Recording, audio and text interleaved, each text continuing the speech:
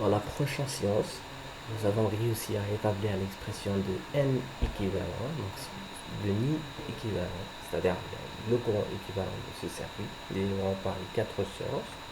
Maintenant, on s'intéresse à trouver R égal R équivalent. Donc, d'abord, ici, nous avons donc le circuit, ce circuit équivaut à ce circuit, après transformation, bien sûr. Maintenant, on cherche à R égal R équivalent.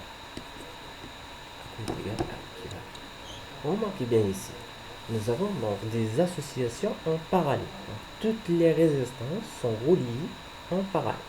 Donc on parle bien sûr de cette partie-là. Voilà. C'est cette partie. Donc il faut lisser cette branche parce que c'est cette branche que l'on voudrait avoir, ou bien que l'on cherche à trouver à quoi est égal I. Il ne faut pas inclure donc, cette branche. Maintenant, on s'intéresse à trouver à quoi est égal R équivalent. Donc, voilà, essayons maintenant d'avoir un objet très simple, composé uniquement par deux résistances. Donc, si nous avons donc deux résistances, R1, R2, la résistance équivalente, c'est tout simplement la multiplication des deux. La multiplication des deux divisé par la somme. Donc, c'est R1 multiplié par R2 divisé par la somme. Divisé par R1 plus R2. Voilà, c'est une moyenne mnémotechnique afin de trouver à quoi est égal R, la résistance, dans, donc, dans une situation où il y a un branchement en parallèle entre les résistances. Ici, le modèle est un peu compliqué, il comporte quatre résistances branchées en parallèle.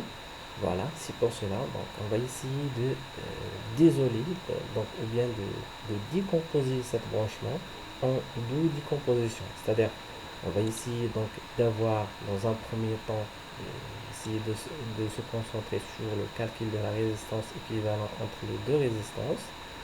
Donc c'est entre R1 et R2. Alors elles sont branchées en parallèle. Plus la résistance équivalente entre les deux résistances R3, R4. Puis on regarde, est-ce qu'il y a encore un branchement en parallèle ou bien en cercle. Voilà, on applique tout simplement les règles afin de trouver donc facilement un est égal à équivalent. Donc voilà, le branchement sera donc comme ça. Ici, on vient voir résistance équivalente 1, 2, puis résistance équivalente 3, 4. Puis le dernier, donc la dernière branche, c'est-à-dire la résistance ici, R. On cherche à trouver à quoi est égal. Dans cette branche, on ne s'intéresse pas maintenant à inclure, cette branche dans le calcul. Essayons maintenant de se concentrer sur le calcul de R équivalent 1,2, c'est-à-dire la résistance équivalente entre les deux résistances, R1 et R2. Voilà, R1 et R2. Aussi la résistance équivalente entre R3 et R4. Et par la suite, on essaye donc de voir l'expression de R équivalent total.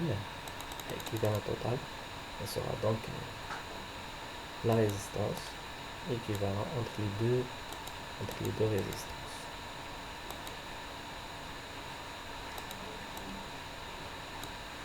Voilà, on note ici que R1 de R12,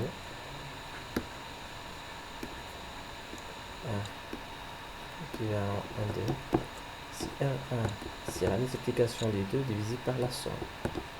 R1 multiplié par R2 divisé par la somme.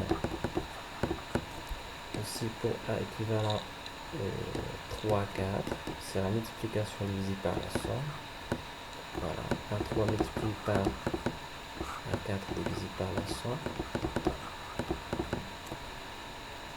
Et finalement, nous verrons donc la résistance équivalente totale de ce circuit. Donc si R équivalent est égal R équivalent 1, 2. Donc si R équivalent 1, 2. Équivalent 1, 2. En parallèle, en 8. équivalent 3, 4. Nous avons déjà l'expression de R équivalent 1, 2, R équivalent 3, 4. Voilà, ils sont branchés en parallèle. On applique pareil. Donc c'est la multiplication divisée par la somme.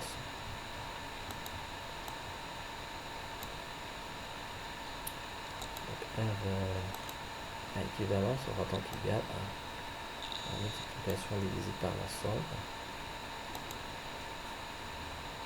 Donc si R équivalente 1, 2 multiplié par R équivalente 3, 4 divisé par la somme. La résistance équivalente 1, 2 plus la résistance équivalente 3, 4. C'est égal. Par la suite, on cherche à remplacer chaque terme par son expression. C'est-à-dire, ici, nous avons donc R équivalent 1, 2, R équivalente 1, 2. Donc, si R1 multiplié par R2 divisé par la somme, voilà, donc nous devrions avoir après la simplification, on remplace chaque facteur ou bien chaque terme par son expression.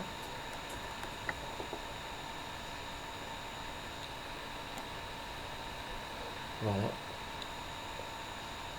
En fraction.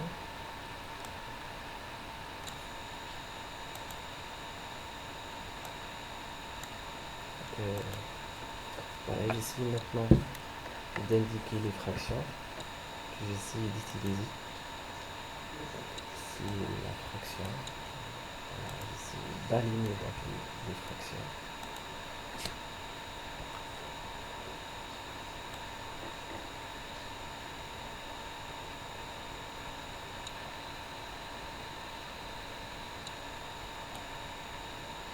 Voilà, un peu aligné. Par la suite, nous avons donc deux fractions ou numérateurs de fractions.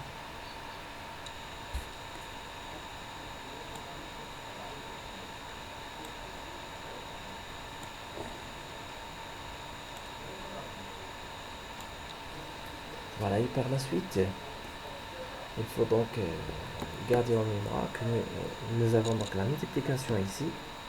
Par contre, ici, nous avons donc l'addition. Voilà, j'essaie maintenant de remplacer le A équivalent 1, 2 par. Donc, si R1, je prends ici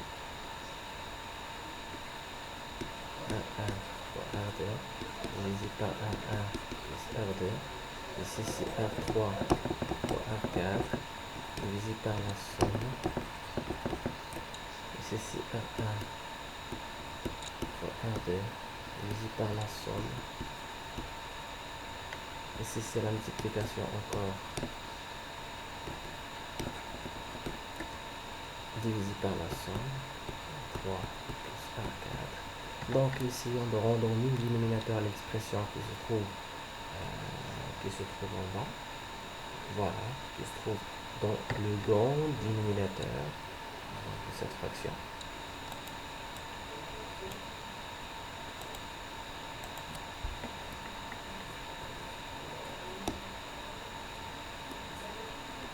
Voilà, ici nous avons donc la multiplication. La multiplication de deux fractions, c'est la multiplication de leur numérateur entre eux et leur dénominateur entre eux. Par contre, ici nous avons donc les simplus pour rendre au dénominateur d'abord cette expression. Et par la suite, on applique la règle de l'addition de deux fractions qui ont un numérateur, dénominateur. Alors ici, pour avoir le dénominateur en commun, c'est la multiplication de R1 plus R2 multiplié par R3, R4. C'est-à-dire, il faut apparaître ici R3 plus R4.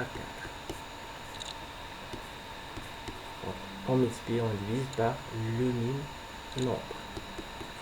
Non nul, bien sûr. Voilà. Encore ici, on multiplie, on divise par R1 plus R2.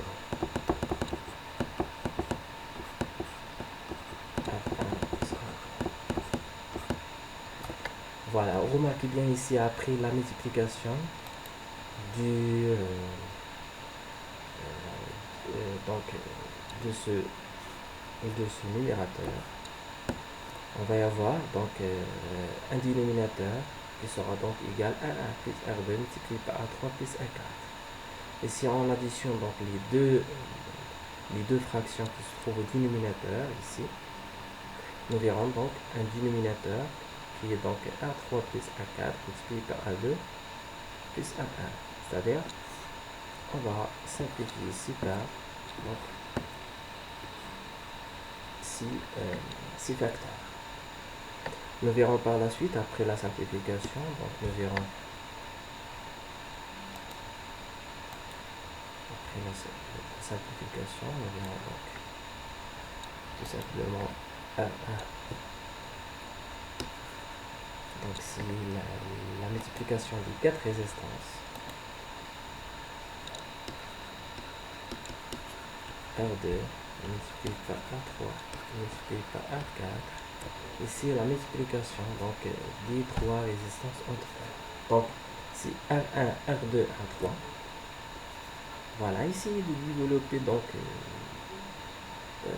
cette somme par rapport à ce produit ici. Ici nous avons donc un produit, encore un produit. Ici nous avons donc l'addition. On développe, donc c'est R1, R2, R3, plus R1, R2, R4, plus R1, R3, R4, R1, R3, R4, plus R2, R3, R4, R2, R3, R4. Voilà, et on regarde donc cette expression, voilà l'expression finale de la résistance équivalente.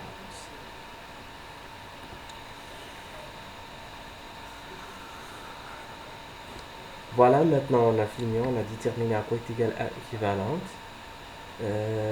À la prochaine vidéo, nous verrons donc comment utiliser ces données, c'est-à-dire la résistance équivalente et le courant équivalent pour trouver finalement à quoi est égal I. Voilà.